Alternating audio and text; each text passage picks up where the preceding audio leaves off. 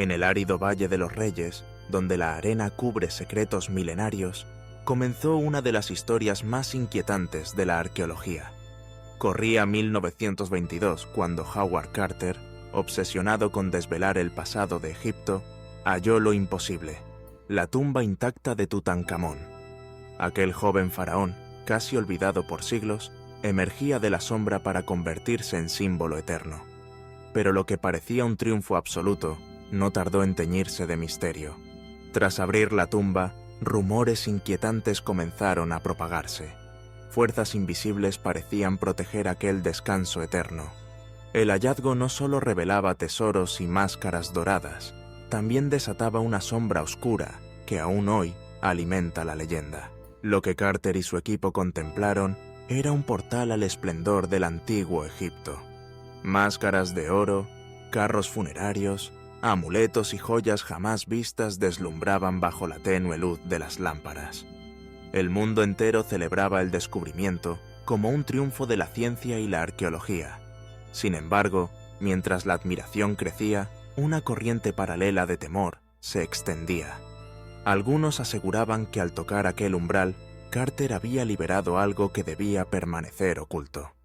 El brillo de los tesoros eclipsaba la presencia de un relato oculto, el de una supuesta maldición, un eco antiguo que advertía que nadie podía profanar la paz de los faraones sin pagar un alto precio. Lord Carnarvon, mecenas de la expedición, viajó al Cairo para presenciar la gloria del hallazgo, pero poco después de entrar en la tumba, sufrió una picadura aparentemente inofensiva que pronto se infectó. En cuestión de días, la infección se volvió mortal y su muerte sorprendió al mundo. Justo en ese instante, toda la ciudad de El Cairo quedó sumida en un apagón repentino. El hecho, recogido por la prensa, avivó la sensación de que fuerzas extrañas estaban actuando. Para muchos, no se trataba de casualidades. Era la advertencia de la maldición del faraón.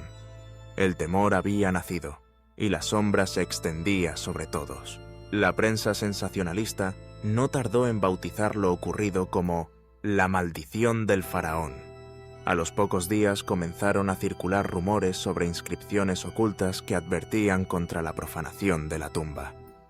La muerte vendrá sobre alas veloces para aquel que perturbe el descanso del rey, se decía en los periódicos, aunque los arqueólogos nunca encontraron tal frase en los muros. Aún así, la idea caló profundamente en la opinión pública. ¿Podía un faraón, miles de años después de su muerte, castigar a quienes osaban violar su santuario? El miedo, alimentado por titulares impactantes, se propagó más rápido que cualquier evidencia científica. Los años siguientes parecieron confirmar el mito. Miembros de la expedición comenzaron a morir en circunstancias inexplicables. Un arqueólogo sucumbió a una neumonía repentina, otro a un envenenamiento inesperado, mientras asistentes y visitantes relacionados sufrían accidentes o enfermedades súbitas. La lista de muertes, publicada con fervor por los periódicos, daba la impresión de un destino inevitable. La maldición seguía activa, implacable, reclamando a todos los que habían penetrado en la tumba del faraón niño. El número de coincidencias inquietaba a la opinión pública, y pronto la pregunta se volvió inevitable. ¿Eran simples casualidades o realmente un poder ancestral se había despertado entre las arenas del desierto? Los científicos intentaron disipar la atmósfera de temor con explicaciones racionales. Argumentaron que las muertes no eran fruto de fuerzas sobrenaturales, sino de peligros ocultos en las tumbas selladas durante siglos. Hongos y bacterias, como el Aspergillus, podían haber sobrevivido intactos, esperando ser liberados al contacto con el aire. Estas esporas, inhaladas por los arqueólogos, habrían causado infecciones respiratorias letales en organismos debilitados. La ciencia ofrecía así una explicación plausible, aunque incapaz de eliminar del todo el misterio.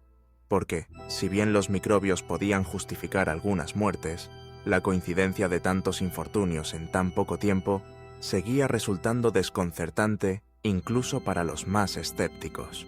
Investigaciones modernas confirmaron que, en tumbas antiguas, se hallan bacterias como el Staphylococcus y hongos altamente peligrosos. Sus esporas, invisibles al ojo humano, pueden provocar septicemia y fallos respiratorios. Sin embargo, este razonamiento nunca logró apagar el eco de la maldición.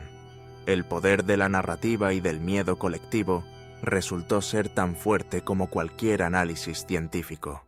Cada nuevo fallecimiento, cada accidente vinculado al hallazgo, era interpretado como prueba irrefutable de un castigo divino. Aunque la ciencia insistiera en lo contrario, la creencia popular se afianzaba. Tutankamón había impuesto un precio, y aquel que osara desafiarlo tendría que afrontarlo. La leyenda pronto se expandió más allá de la tumba de Tutankamón. Cada vez que se excavaba una pirámide o se abría una nueva tumba real, el fantasma de la maldición parecía reaparecer. Historias de inscripciones ocultas, símbolos enigmáticos y advertencias grabadas en piedra circulaban entre los obreros y periodistas. La idea de que los faraones habían preparado defensas sobrenaturales para proteger su descanso eterno se convirtió en parte inseparable del mito egipcio. Para los creyentes no había duda.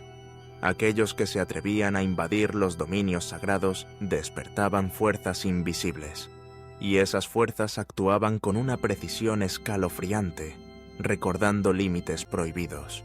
Los antiguos egipcios concebían la muerte como el inicio de un viaje hacia otra vida. Las tumbas eran más que simples sepulcros, eran fortalezas sagradas, llenas de tesoros y amuletos diseñados para proteger al alma en su travesía. Cualquier intruso que perturbara este espacio era visto como una amenaza para ese viaje. Los faraones confiaban en que inscripciones mágicas y símbolos ocultos actuaran como guardianes invisibles, capaces de ahuyentar a los profanadores. Desde esta perspectiva, la maldición no era solo una amenaza, sino una advertencia grabada en piedra. Aquel que alterara el equilibrio del más allá pondría en riesgo su propia existencia. La maldición de los faraones encarna la fascinación humana por lo inexplicable. En un mundo donde la ciencia avanza a pasos agigantados, el misterio de Tutankamón recordaba que aún hay fuerzas que escapan a nuestra comprensión. ¿Era todo un mito alimentado por el sensacionalismo o una advertencia real inscrita en las arenas del tiempo? Las muertes, las coincidencias y los símbolos crearon un relato que trascendió lo arqueológico. No se trataba solo de abrir una tumba, sino de abrir un portal a lo desconocido. Y en ese choque entre mito y ciencia, el mundo descubría que no todo podía explicarse fácilmente. Hoy, un siglo después del hallazgo, la maldición sigue viva en el imaginario popular. Museos, documentales y novelas reviven la historia, explorando la delgada frontera entre mito y realidad. La tumba de Tutankamón continúa atrayendo multitudes, fascinadas por la mezcla de oro, misterio y peligro. Para muchos, la tumba es más que un hallazgo arqueológico. Es un recordatorio de que la curiosidad humana puede despertar fuerzas que preferiríamos dejar intactas. La ciencia puede hablar de hongos y bacterias, pero la sombra de la maldición sigue proyectándose, inmutable, como si el antiguo Egipto aún se resistiera a entregar todos sus secretos. La maldición de los faraones, más allá de su veracidad, revela algo profundo sobre nuestra naturaleza. Somos seres impulsados por la curiosidad, por el deseo de explorar incluso aquello que nos amenaza.